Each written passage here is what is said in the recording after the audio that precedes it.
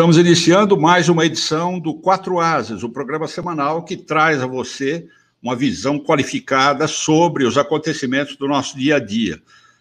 Temos 4 temas de peso, mais uma vez, para ser analisados pelos Quatro Ases. Nós vamos começar com a situação de governança nas estatais, em função de tudo que nós temos visto acontecendo com a Petrobras. Esse tema vai ser comandado pelo Humberto Casagrande. Na sequência, nós vamos trazer um tema que é muito discutido entre pessoas que trabalham na área de comunicação, que é justamente a ausência, a aparente ausência, de uma estratégia, de uma maneira de se comunicar por parte do governo Bolsonaro desde que ele está no poder. Será que existe uma estratégia e ninguém respeita? Ou será que está faltando uma forma de agir com clareza e para que as informações, as declarações cheguem ao público de uma maneira menos destrutiva, como aconteceu com o caso da Petrobras, que será discutido antes. Temos um rescaldo aí no caso do deputado, o deputado que foi detido, o Silveira. Essa questão vai ser abordada pelo Walter Maierovitch.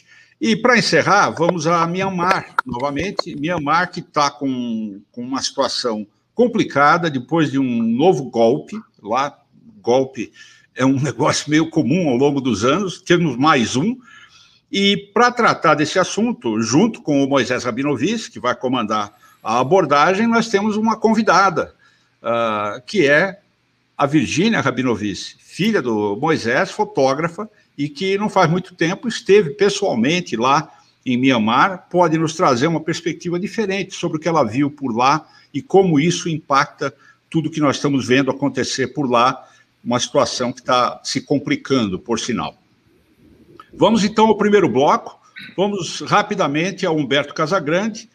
A governança nas estatais, Casagrande, com a maneira como esse assunto Petrobras foi colocado a público pelo governo, meio que explica o que houve depois e coloca em dúvida também a governança nas outras estatais, né? Até o Banco do Brasil acabou afetado. Pois é, Ademar, esse é um problema realmente que afeta o nosso país, nossa economia há tempos. Eu acredito que deveria ser entregue a todo presidente da República um manual de como se pode tratar o que eu chamo das 3 caixinhas das entidades que ele vai comandar. Na primeira caixinha estão as chamadas entidades de Estado, Polícia Federal, Receita Federal, Banco Central, CVM, e as agências reguladoras, né? Anvisa, Anatel, ANEEL. Dentro desta primeira caixinha, há um modus operandi próprio.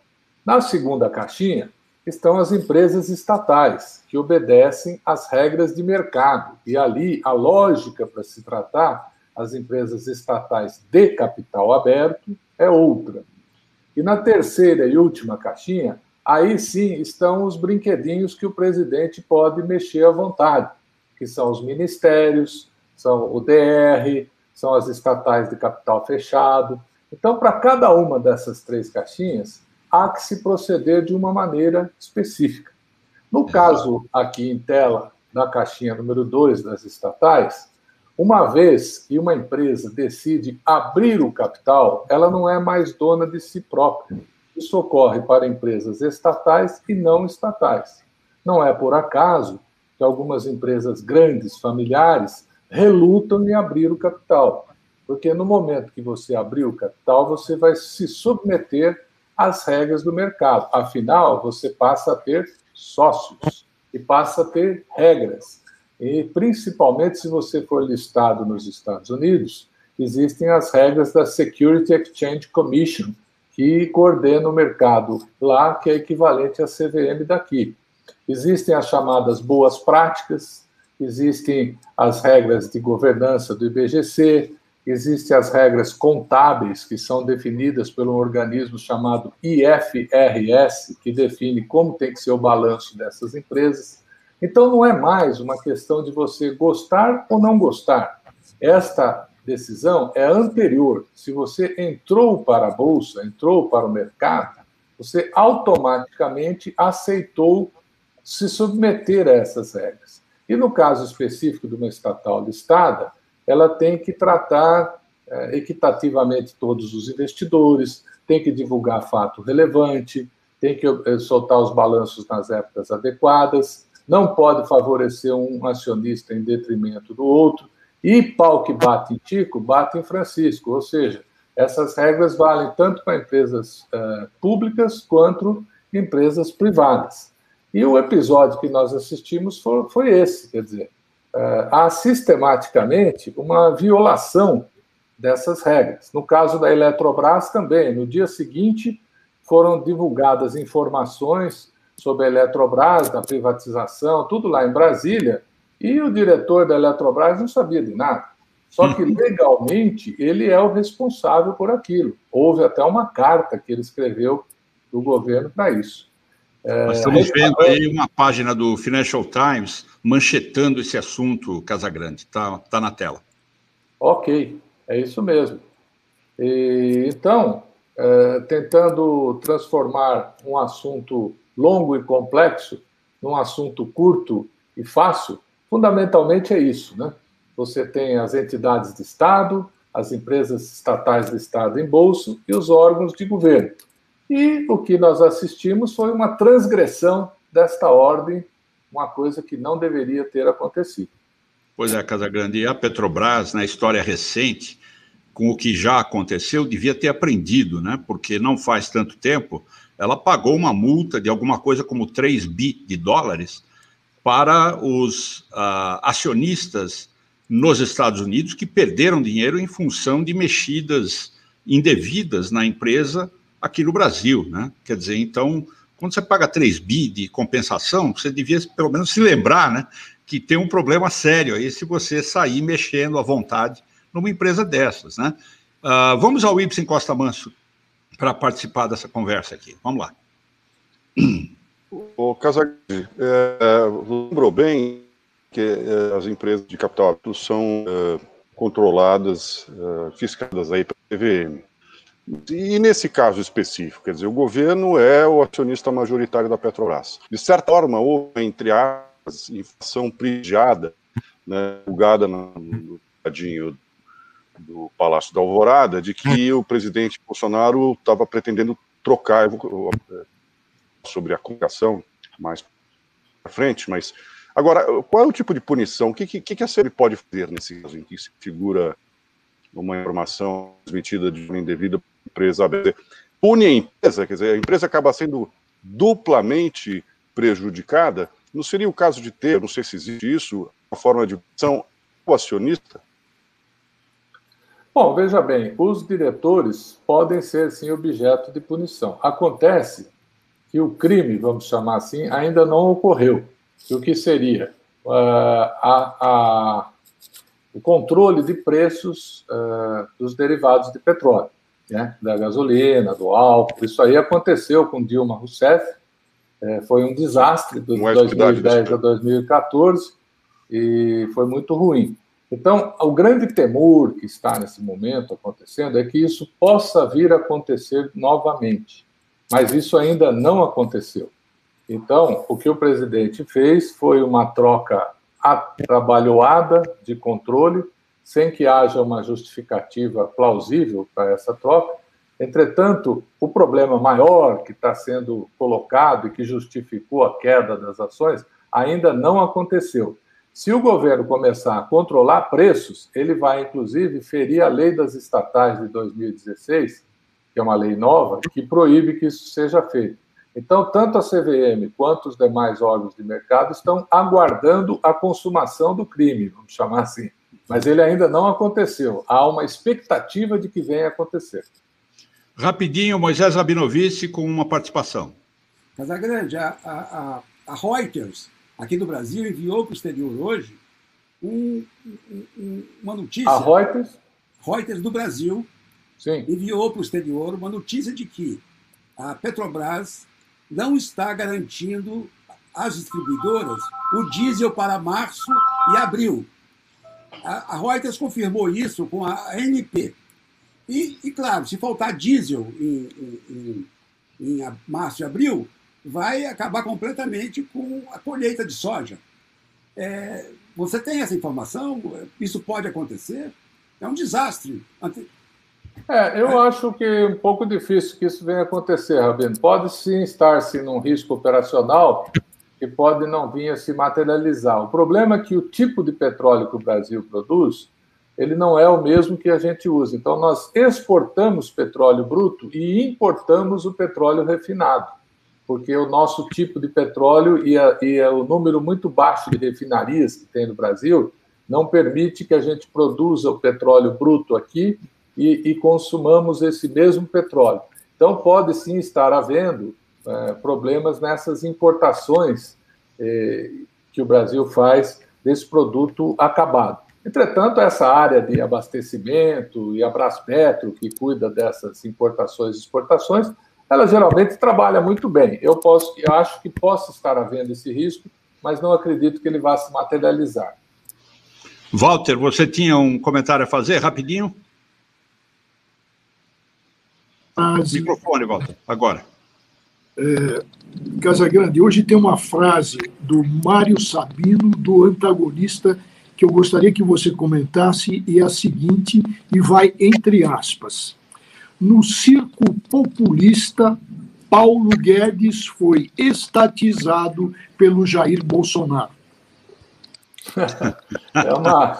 É uma frase simbólica, realmente, que significa o quê? Que o receituário liberal que o Paulo Guedes levou para o governo, ele está cada vez mais enfraquecido, né? Essa é até uma razão de que o mercado de capitais tem questionado a gestão presidencial, porque apostou nesse receituário de Paulo Guedes, que é um homem de Chicago, que colocou no governo Chicago Boys, né? O Roberto Castelo Branco, ora demitido da Petrobras, ele é um homem de Chicago também, estudou com o Paulo Guedes lá.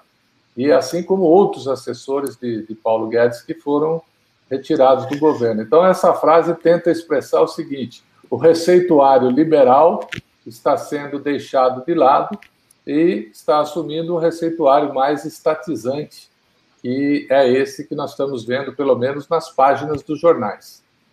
Obrigado, Casagrande, obrigado, Asis. O governo agora tenta dar a entender que isso foi apenas uma troca de presidente da Petrobras, que é a prerrogativa do presidente. Mas é a forma como foi feito que causou o problema, né? Eles dizem que outros presidentes trocaram o presidente da Petrobras 2, 3 vezes. Sim, mas em cima de uma mexida no preço, você levanta uma série de lebres para o público e para o mercado. Aí nós estamos no terreno da comunicação. E nós vamos abordar isso com Ibsen Costa Manso logo após o intervalo. É rapidinho. Algumas empresas procuram uma solução mágica para trazer inovação ao seu negócio. Algumas empresas acreditam que o segredo do sucesso está na tecnologia.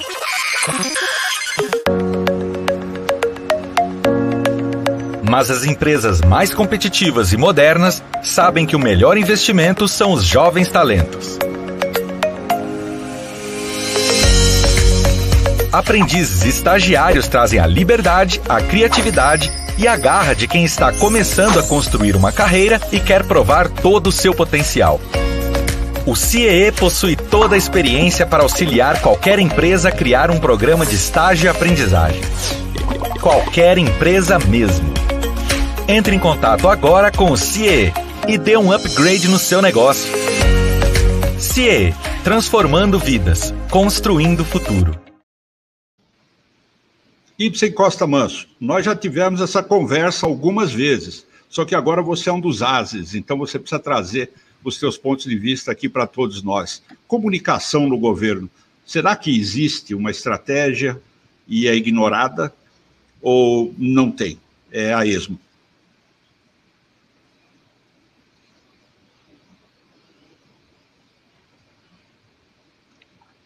Olha, pois é, né, Ademar, a gente conversa sobre isso desde o início do governo, né, com as trombadas na área de comunicação aí que são dadas. Eu gostaria de começar dizendo o seguinte, que tudo é comunicação, né? Eu sou analista político, mas na política é básico comunicar, né? E comunicar não significa você falar alguma coisa. E fica a outra pessoa ouvir e entender. E esse é o grande problema deste governo. Quer dizer, ele teve trombadas desde o início. A gente poderia passar aqui o programa inteiro falando das trombadas, e dava um dia um programa, mas eu vou tentar sucinto.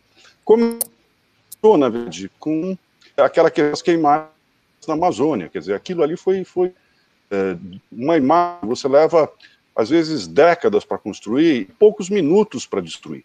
E o governo demorou 2 ou 3 semanas para reagir nessa questão e deu a guerra da comunicação, não só como no mundo todo. E isso você não consegue reverter, né? O grande problema que eu acho que existe é que alguns ministros, alguns são bem bons, não vou citar aqui ministros, mas principalmente o presidente Bolsonaro, ele fala fígado, ele reage sempre a natureza dele, disse que não vai mudar, mas ele não percebeu que ele deixou de ser aquele deputado federal polêmico, se tornar o presidente da República. Então, ele não pode falar as coisas que fala da mira, eu vou dizer que pode falar qualquer coisa, mas de maneira certa de você. Eu acho que não tem uma estratégia nisso. Você vê que a estratégia deles é fazer a live do presidente Jair Bolsonaro na quinta-feira, continuar falando pelas redes sociais, e não é a mesma coisa de uma campanha como foi a campanha de 2018. Nós estamos num país.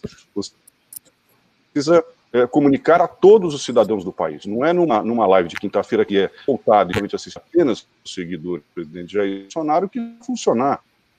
E também não com publicidade, né? Não é com publicidade apenas que se resolve. Existem estudos que a publicidade tem muito menos credibilidade do que, por exemplo, uma reportagem, uma inserção jurídica. E o presidente arrumou uma briga com os principais órgãos de imprensa do país, uma guerra declarada, principalmente em relação à Folha, o UOL e a TV Globo, né? Então, e assim, a gente já assistiu no passado um discurso do presidente Jair Bolsonaro, em que ele prescreveu que foi um desastre, teve que voltar uma semana depois à TV, e aí notadamente se viu ali que havia sido dito por alguém que é mais amo para escrever discursos presidenciais.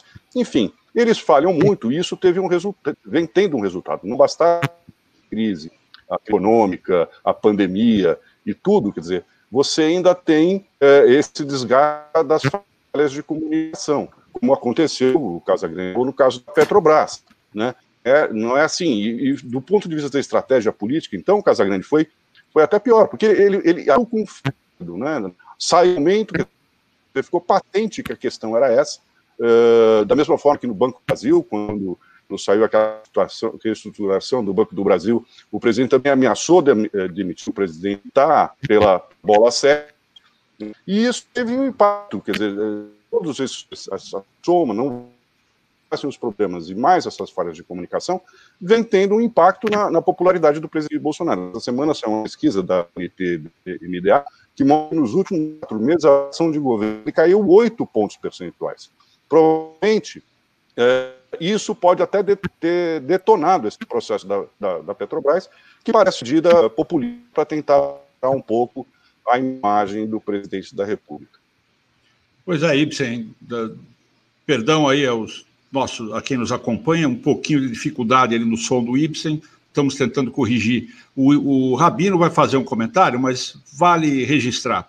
Essa questão da comunicação não é só o que você diz, é também o que você não diz e que fatos você opta por utilizar. Eu me lembro, durante o fogo pegando na Amazônia e no Cerrado, vieram com uma ideia de anunciar quem são os compradores de madeira do Brasil.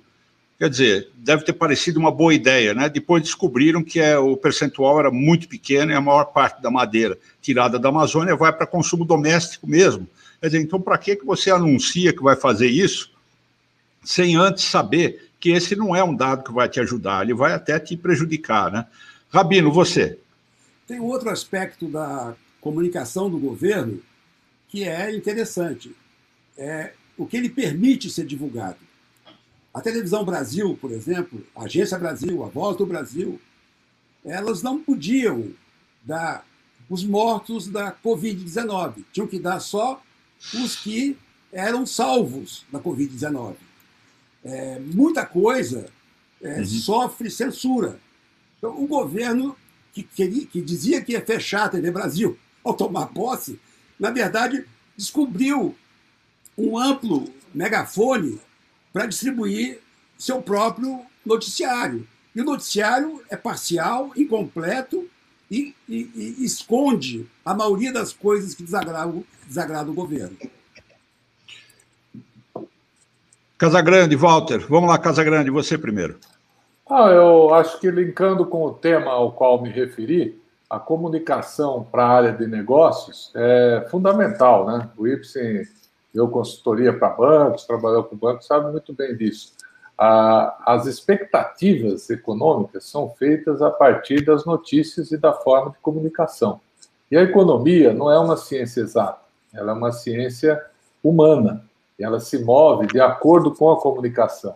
Então, esses erros de comunicação causam um desastre político, muitas vezes, mas eles, na economia também, os desastres são enormes e são, inclusive, quantificados, né? Vejam vocês que essa brincadeira da Petrobras de sexta para segunda custou 100 bilhões de reais. E só para ter uma ideia, o Bolsa Família de um ano inteirinho consome 28 bi. Então, essa queda da Petrobras de sexta para segunda dava para pagar 3 anos de Bolsa Família. É isso, Casagrande. Antes de ouvir o Walter, só um detalhe sobre essa comunicação específica do caso Petrobras. Começou com uma reação figadal, porque o presidente autorizou um aumento de preços. E aí, tudo que aconteceu depois foi atrelado a isso. Depois vieram outras explicações. Não, o mandato dele vai terminar logo aí, é prerrogativa do presidente trocar o presidente. Ora, então, organizasse melhor a forma como você ia reagir e como você ia desenhar a demissão do presidente. Isso é a isso que nós estamos nos referindo quando falamos em comunicação. Essa parte, aparentemente, não aconteceu em nenhum momento, né? Só depois, com as consequências, é que houve a preocupação. Walter, você, para encerrar o bloco. Na verdade, eu queria ouvir o Ibsen sobre tudo isso que foi colocado para que depois eu possa falar sobre o rescaldo. Ibsen,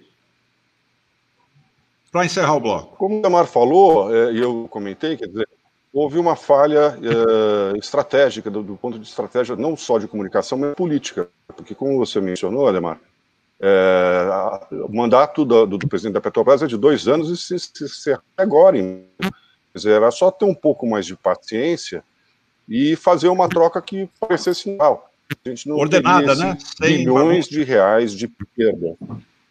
Sim, claro. Né? Como eu disse, o Bolsonaro, eu conheço o Bolsonaro há quase 30 anos, ele sempre foi assim, ele não leva ouro para casa, né? Como se diz. Bateu, levou. Essa é a coisa. E o presidente, né, precisa ter mais tranquilidade, precisa ter paciência. Eu me lembro que há uma frase clássica na política que é o seguinte: uma crise não pode entrar no gabinete presidencial e sair melhor do que entrou. E é o que vem acontecendo, né? Vem acontecendo isso rotineiramente e sempre é uma fala do presidente que acaba gerando crise por cima. Então, eu acho que o governo precisaria rever isso. O problema é que eles não ouvem. Eles gostam de quem critica, né? E a imprensa, como eu disse, está nessa guerra declarada, está com muita má vontade, vamos dizer assim, com o presidente Jair Bolsonaro. Enfim, a busca parece sempre ser pelo confronto, né? Eu acho que isso não está sendo produtivo, alguém dentro do governo devia reparar e pensar em agir de outra maneira. Vamos em frente, então, para o próximo bloco. Depois do intervalo, nós vamos tratar do deputado falastrão, não é, Walter Maierovitch. Voltamos com você daqui a pouquinho. O jovem de hoje é o médico de amanhã, o engenheiro, o administrador, o advogado, o professor, o governante, enfim, o profissional do futuro. Para ser bom na profissão, o jovem tem que pôr em prática tudo o que aprendeu. É aí que entra o estágio e o aprendizado. Uma oportunidade de iniciar sua profissionalização, de se aperfeiçoar, de construir sua autonomia, de exercer a cidadania. Ofereça oportunidades para jovens estagiários e aprendizes e dê um futuro melhor para os jovens, para a educação e para a sociedade brasileira. CIEE, há mais de 50 anos encaminhando as novas gerações e preparando os profissionais que farão o futuro do Brasil. CIEE, Centro de Integração Empresa-Escola. Bom, o deputado Silveira continua preso. Até a Câmara, que talvez gostaria de liberar, não fez isso. E entrou de roldão nessa história a Flor de Lis, que estava lá meio esquecida numa gaveta, já está sofrendo consequências também. Walter Fangarello Maerovitch, a sua visão. Olha, eu vou tocar em 4 pontos. O primeiro ponto, via o presidente Fux, presidente do Supremo, os Supremos Ministros não aceitaram o acordo que foi proposto pela Câmara. E nesse acordo estaria a troca da prisão fechada do deputado por prisão domiciliar com tornozeleira.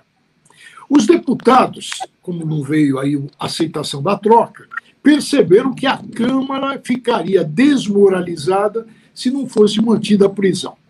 Daí, eles não bateram o pé e nem ousaram colocar o Daniel Siqueira em liberdade.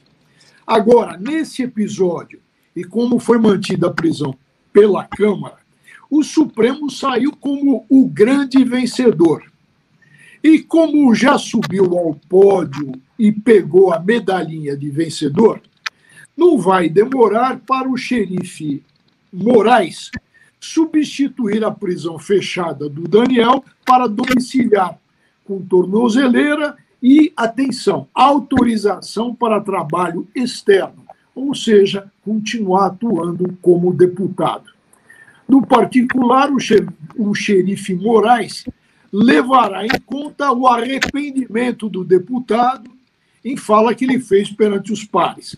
Na verdade, o arrependimento do Daniel Siqueira, do deputado, é mais falso do que nota de R$3.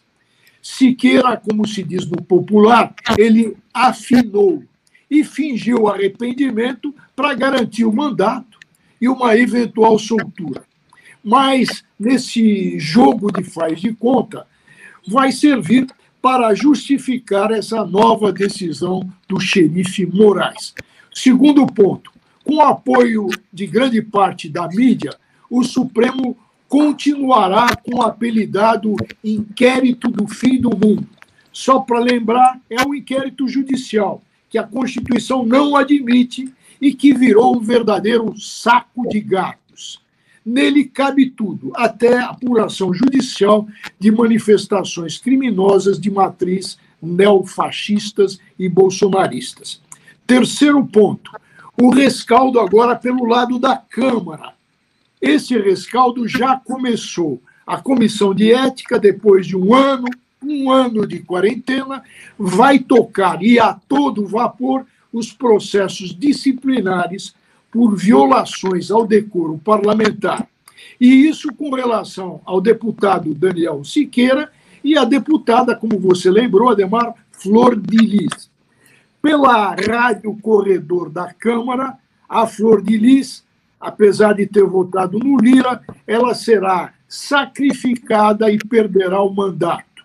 Quanto ao Daniel Siqueira, vai manter o mandato, até para que os bolsonaristas de raiz, os neofascistas que servem como massa de manobra, fiquem com a sensação de o mito ter mexido aí algum pauzinho. O quarto e último ponto, o Daniel vai se fingir de morto por algum tempo. Certamente ele já mostrou serviços para os seus 31.789 eleitores. E que dá para imaginar que eleitores são esses que cabecinhas desmobiliadas eles possuem. Daniel Siqueira, pelo seu passado, é um oportunista e, como tal, sempre pronto a aderir a golpes bolsonaristas. O seu real advogado na Câmara é o Eduardo Bolsonaro, apelidado de Bananinha. Num pano rápido e terminado o rescaldo e tratados os feridos, seguirá o espetáculo do Circo Brasil.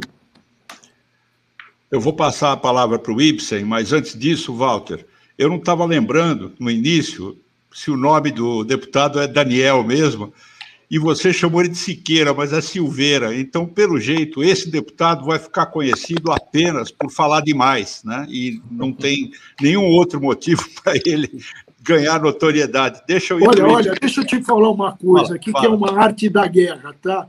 O Fux fez, ficou... como é que chama mesmo o deputado? Como é que chama mesmo o deputado? É aí verdade. Eu olhava no computador e não achava. Eu fiz a mesma coisa, tá? Para não dar prestígio aí. É isso aí, pô. Mas ele foi o primeiro, perfeito. Vamos lá, Ibsen. Agora, de toda forma, Walter, uma série de decisões que, primeiro um mandado de prisão para crime flagrante. Eu lembrava da figura jurídica, eu sabia de ordem de prisão por crime flagrante, mas mandado eu acho que é a primeira vez que eu vejo.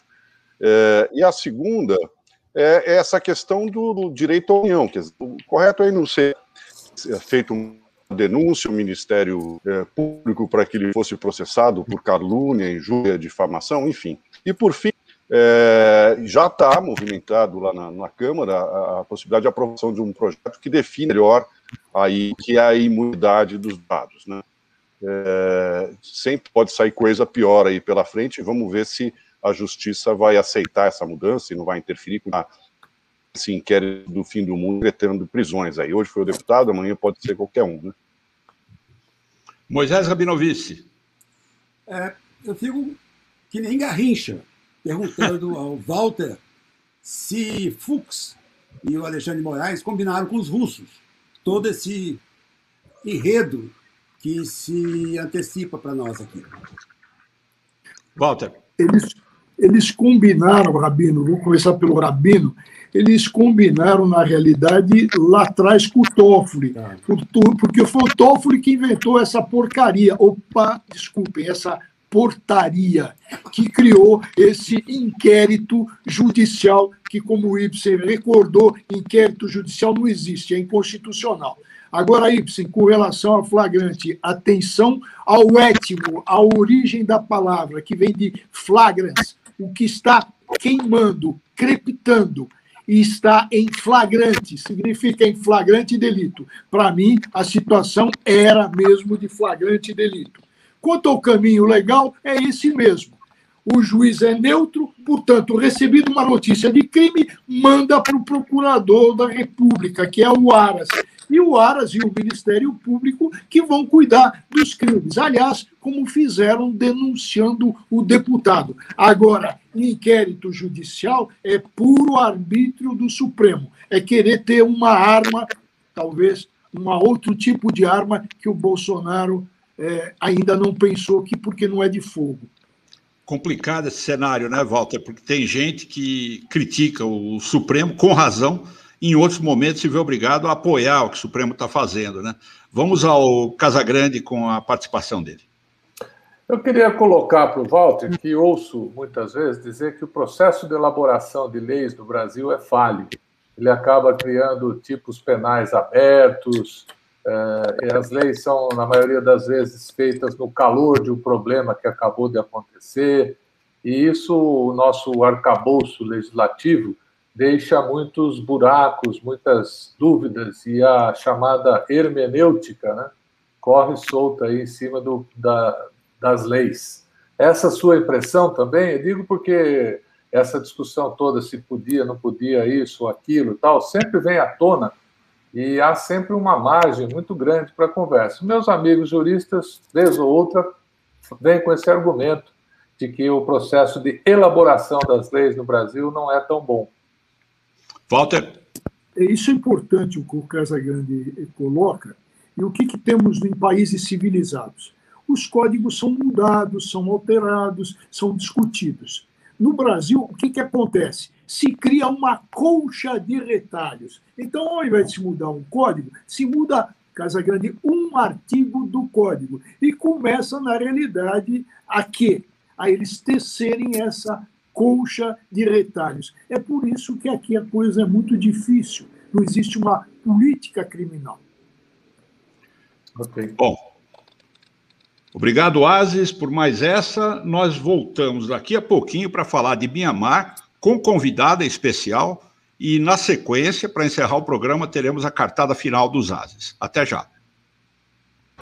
As empresas mais competitivas e modernas sabem que o melhor investimento são os jovens talentos. Aprendizes e estagiários trazem a liberdade, a criatividade e a garra de quem está começando a construir uma carreira e quer provar todo o seu potencial. O CIEE possui toda a experiência para auxiliar qualquer empresa a criar um programa de estágio e aprendizagem. Entre em contato agora com o CIEE e dê um upgrade no seu negócio. CIEE, transformando vidas, construindo o futuro. Estamos de volta e vamos a Mianmar. Mianmar pegando fogo. Moisés Rabinovich, vamos começar com o seu relato, a sua visão sobre o que está acontecendo lá. Já está rolando há vários dias, mas piorou. Nos últimos dias aí, a situação está ficando muito mais grave. Vamos lá. Bom, desde o golpe militar de 1º de fevereiro, o povo de Mianmar tem protestado nas ruas e sob violenta repressão. A líder civil e Nobel da Paz, a Aung San Suu Kyi, está presa, acusada de importar walkie-talkies. Estão presos também 560 manifestantes e os futuros ministros da esmagadora derrota sofrida pelos militares nas eleições de novembro, denunciadas pelos golpistas como fraudulentas. Há 3 mortos. Mianmar também é chamada Birmânia, seu nome nos 62 anos de colonização britânica, encerrados em 1948. Os militares trocaram o nome para Mianmar em 1989. Estiveram no poder por mais de 50 anos, quando o repassaram parcialmente aos civis, mas ficando com 25% dos votos do parlamento. Aí, no jornal La Croix francês, vê-se uma imagem em Mianmar, do povo protestando e fazendo um gesto com 3 dedos, que são o gesto de solidariedade, que eles adaptaram dos Jogos da Fome. O país é visto como o México do gigante vizinho, a China. Dizem até que técnicos chineses ajudaram no golpe, apagando a internet. E tem havido muitos voos noturnos entre os 2 países. Para a China, quanto mais isolado o Mianmar, tanto melhor. O governo militar já está sob sanções dos Estados Unidos e Europa. Para o Brasil, para o Itamaraty, não houve golpe, mas apenas mudança ministerial. A relação comercial entre os 2 países é algo em torno de 50 milhões de dólares. A Malásia começou a devolver 1.200 refugiados da minoria muçulmana, rohingyas, que são perseguidos perto da fronteira com Bangladesh. O primeiro navio saiu hoje. Esta é Birmânia, escreveu o escritor indiano Rudyard Kipling. Será diferente de qualquer terra que você conhece. Minha filha, Virgínia, fotógrafa, esteve em Mianmar e conta o que viu. Vamos lá, Virgínia. Obrigado pela participação. Oi, obrigada pelo espaço. Eu fui para o Mianmar em janeiro de 2019. Eu confesso que eu fui com o objetivo inicial de documentar os Rohingyas, só que chegando lá eu acabei me encontrando na rua, assim, por acaso, com uma pessoa que se interessou muito por eu estar lá querendo documentar o país, porque é um país que tinha se aberto recentemente para turistas, e ele me convenceu a ir conhecer a área rural do país para tentar documentar um lado que é menos falado nas manchetes. Ele ficou tão interessado que se ofereceu também para alugar um carro e me levar, porque os turistas não têm direito a alugar carros, não têm direito a sair das cidades principais por conta própria. Eu entrei por Yangon, que é no sul do país. Então, eu aceitei e a gente acabou dirigindo 1.500 quilômetros durante 6 dias, parando em cada vilarejo. Alguns vilarejos tinham, assim, 5 ou 6 casas, eram construídos em cima da areia. Lá, o controle ele era rígido no sentido de que antes de cada vilarejo tinha um pedágio e eles davam uma olhada dentro do carro, eles me viam lá, mas como eu estava acompanhada de uma pessoa, de um birmanês, né, uma pessoa local, eles acabavam deixando passar. E nós estamos vendo aí na tela as suas fotos, não é, Virginia? Sim, a primeira é justamente o pedágio para entrar em uma das regiões. Eu passei por Bago, inclusive, que é a cidade, que foi a região muito fotografada pelo Steve McCurry, que é um fotógrafo muito famoso por documentar Myanmar também. E era isso, a gente levantava às 7 da manhã e ia parando nas plantações de arroz. Assim, as pessoas que eu encontrei lá, ninguém falava inglês, enfim, a pessoa que estava me acompanhando, por sorte, falava inglês e conseguiu fazer intermediar nossas conversas. Ficava todo mundo muito chocado, porque nunca tinham visto alguém de fora do país. Super receptivos, eu ia parando de casa em casa, me davam comida, chá, enfim. Mesmo a gente não conseguindo se comunicar, assim, praticamente a gente não conseguia falar absolutamente nada, era mais na troca de sorrisos e comida e ia por aí mesmo. Eu só encontrei vilarejos extremamente pobres, famílias extremamente pobres. Dá pra ver, assim, a primeira foto que tá aparecendo aí, por exemplo, um monge. Eles fazem essas caminhadas todos os dias, recebendo doações para levar para os monastérios. Tem muitas fotos que eu escolho não divulgar também, porque são de crianças órfãs. Eu cruzei com mais de 300 crianças órfãs. É extremamente precária, assim, a situação. Tem os monastérios que acolhem elas e elas acabam passando a vida lá. Mas assim, pelo menos a região que eu cruzei, todos esses quilômetros, é muito colorido, é muito vivo, as pessoas são muito acolhedoras, mas muito, muito, muito pobres, assim. E, claro, o budismo é onipresente, assim, em absolutamente todos os lugares que eu consegui passar por lá. Um detalhe que é um pouco, que eu assustei, assim, quando eu cheguei, é que as ruas, a direção das ruas, ela é a mesma que na Europa, aqui no Brasil, enfim, a gente vai pelo sentido das ruas, só que o motorista senta do lado contrário do carro. Então, é muito perigoso, assim, ninguém enxerga o que está acontecendo, eles sentam no lado da Inglaterra e dirigem do lado, enfim, como a gente, e é muito perigoso, assim, o número de mortes por acidentes de carro diários, assim, é absurdo. Então isso foi um ponto, assim, que eu não entendi. E é um país muito quente e tem algumas fotos de crianças caminhando, assim, 1 hora de caminhada por dia para chegar na escola. Tem uma região que eu cheguei na margem de um rio, que eu não sei, eu não consigo pronunciar o nome, Aiewar-Wadi, não sei se eu estou pronunciando certo, mas me colocaram num barco, deram a volta numa montanha e atrás dessa montanha tinha, assim, milhares de Budas esculpidos na montanha. E a sensação que eu tive é só que é um país totalmente inexplorado. Eu não sei até que ponto ele deve ser explorado, porque eu acho que é nisso que também está a beleza dele. Só que essas regiões todas, assim, as pessoas que estão lá nunca saíram de lá e ninguém nunca entrou. Então, enfim, digo nunca, é claro que deve ter uma pessoa ou outra que foi, mas parecia uma viagem no tempo, assim. Um belo trabalho, Virginia, com certo risco, com certeza, porque a gente sempre ouve dos jornalistas que estiveram nesse país que transitar por lá é praticamente tudo proibido, né? Quer dizer, o que você fez, certamente, se você fosse pedir autorização, você não faria. Vamos passar a palavra para o Walter, que tem uma pergunta. Walter? Eu estou aqui com o Guia Geográfico de Agostini, que tem 110 anos essa instituição, e que me traz a seguinte preocupação a partir dos seguintes dados, tá? A mortalidade infantil lá, anual, é de 47,9%, que é o que diz a Virgínia, é altíssimo.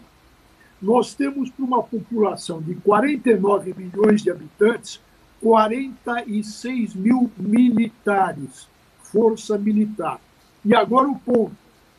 A Nobel da Paz, a Lady Suu Kyi, ela está ainda desaparecida. E lá existe a pena de morte. Como você vê isso, Rabino e filha. Rabino primeiro. Ela está presa. Seria muito difícil, inimaginável, que a condenassem à morte. O pai dela foi um dos fundadores do país. E ela é idolatrada pelo povo, que a trata mais ou menos como uma divindade. Então, sabe-se que ela está presa. Ela esteve a serviço dos militares na corte de Haia, quando o país era acusado de genocídio dos Rohingyas. Ela ficou em silêncio, mas um silêncio que buscava ganhos no dia a dia em Mianmar. E ela ganhou, os militares deixaram o poder. E ela ficou com o seu partido liderando o país. Os militares conservaram 25% das cadeiras do parlamento. Mas aí, então, vieram as eleições de novembro agora e os militares perderam flagrosamente. O que restou a eles foi imitar o Trump. Fraude, foi fraude. E aí iniciaram um golpe que teve, parece, a bênção da China. Casagrande, algum comentário? Eu queria saber da Virgínia, que embora tenha tido dificuldade de comunicação com o povo, né, mas se havia no ar alguma esperança do povo, esperança de mudança, de que as coisas pudessem ser diferentes, ou um conformismo de que tudo vai acabar do jeito que começou. Então, o que eu senti, eu cheguei a passar na frente da casa dela, né, e justamente nesse momento que eu comecei uma discussão com a pessoa que estava dirigindo, e a sensação que eu tive dele era assim,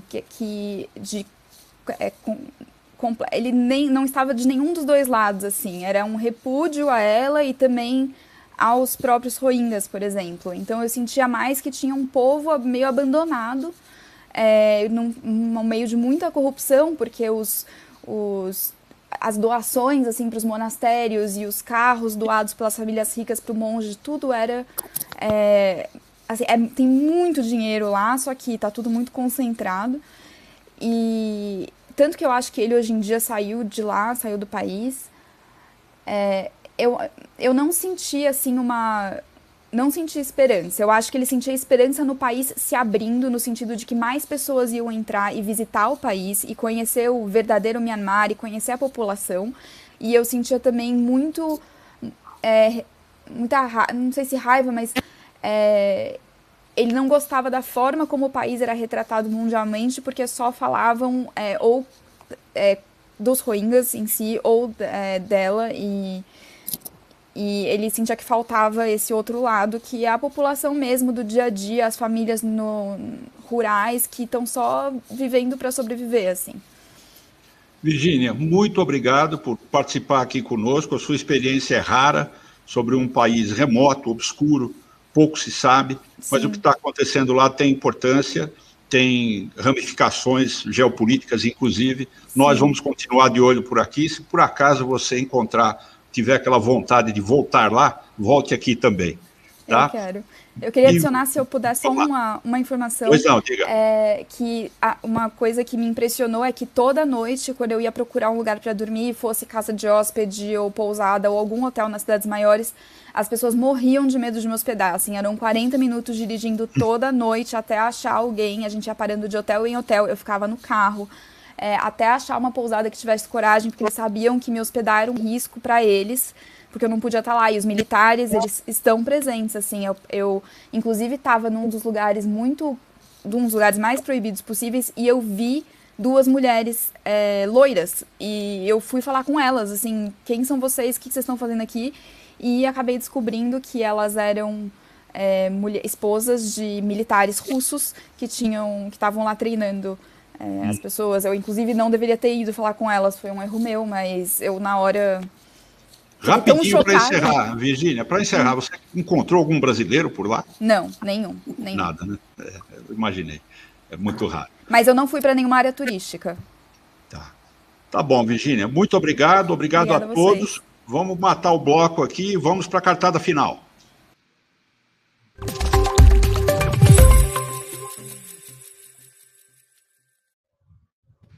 Vamos começar com você, Walter. 1 minuto. Começaram a ruir, a rachar as investigações e o processo criminal das rachadinhas contra o Flávio Bolsonaro, o Queiroz, esposa e outros. O ministro Noronha, que Bolsonaro disse amar e que decidiu favoravelmente aos interesses do governo e da família Bolsonaro em mais de 80% dos casos que passaram pelas suas mãos, o Noronha entendeu nula a decisão que quebrou os sigilos bancário e fiscal do Flávio Bolsonaro e de mais de 94 investigados da rachadinha.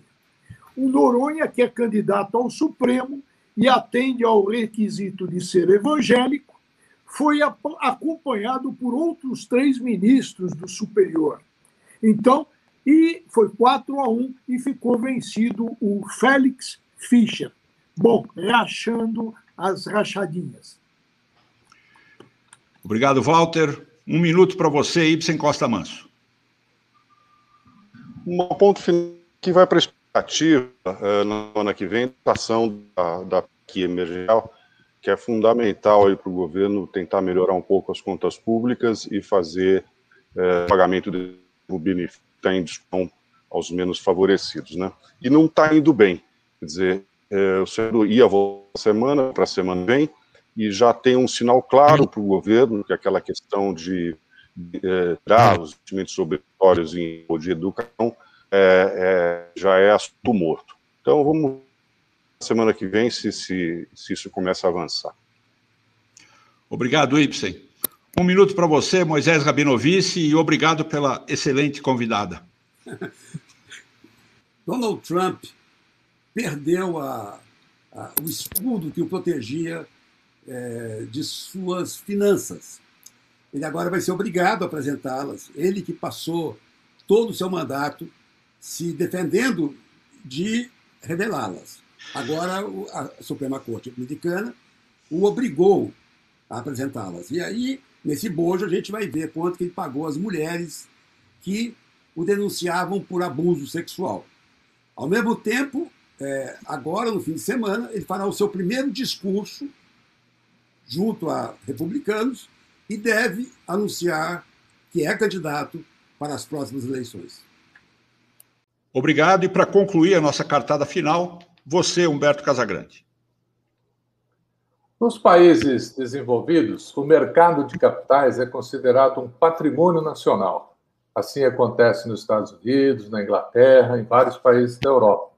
Aqui o Brasil precisa começar a encarar dessa forma, que apesar das idiosincrasias do mercado de capitais, ele é um motor da economia, onde as empresas se abastecem de capital, vendem os seus planos, geram empregos e fazem a roda virar. Então, há que se cumprir as regras do mercado de capitais, não cegamente, mas de uma forma sadia, para que ele continue fazendo esse seu papel de provedor do desenvolvimento nacional.